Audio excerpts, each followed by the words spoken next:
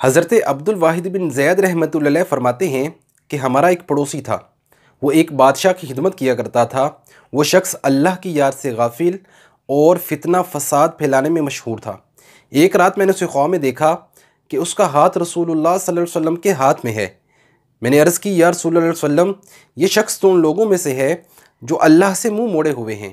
تو آپ صلی اللہ علیہ وسلم نے ارشاد فرمایا کہ میں اس کی سفارش اللہ تعالیٰ کی بارگاہ میں کرنے جا رہا ہوں۔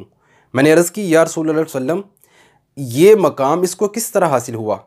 تو آپ صلی اللہ علیہ وسلم نے فرمایا کہ دیکھو، میں جانتا ہوں اور سنو، یہ شخص مجھ پر درود و سلام بھیجنے کی وجہ سے اس مقام پر پہنچا ہے۔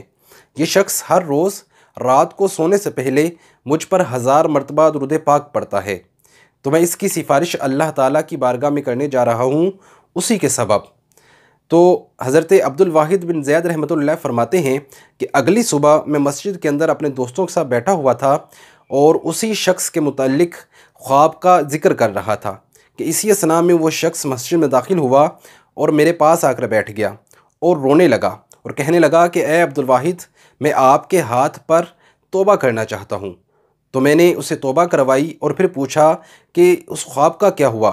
تو کہنے لگا کہ رات کو رسول اللہ صلی اللہ علیہ وسلم میرے پاس تشریف لائے تھے اور مجھے کہا کہ میں تمہاری سفارش اللہ تعالیٰ کی بارگاہ میں کرنے جا رہا ہوں، کیونکہ تم مجھ پر روزانہ درود پاک پڑھتے ہو۔ تو اس کے بعد آپ صلی اللہ علیہ وسلم نے میری سفارش فرمائی اور پھر مجھ سے فرمایا کہ تم عبد الواحد کے پاس جاؤ اور اس کے ہاتھ پر توبہ کر لو اور پھر اس توبہ پر قائم رہنا۔ اللہ تعالیٰ سے دعا ہے کہ اللہ تعالیٰ ہمیں بھی نبی کریم صلی اللہ علیہ وسلم کے عشق و محبت میں ڈوب کر زیادہ سے زیادہ درود پاک پڑھنے کی توفیق عطا فرمائے۔ آمین۔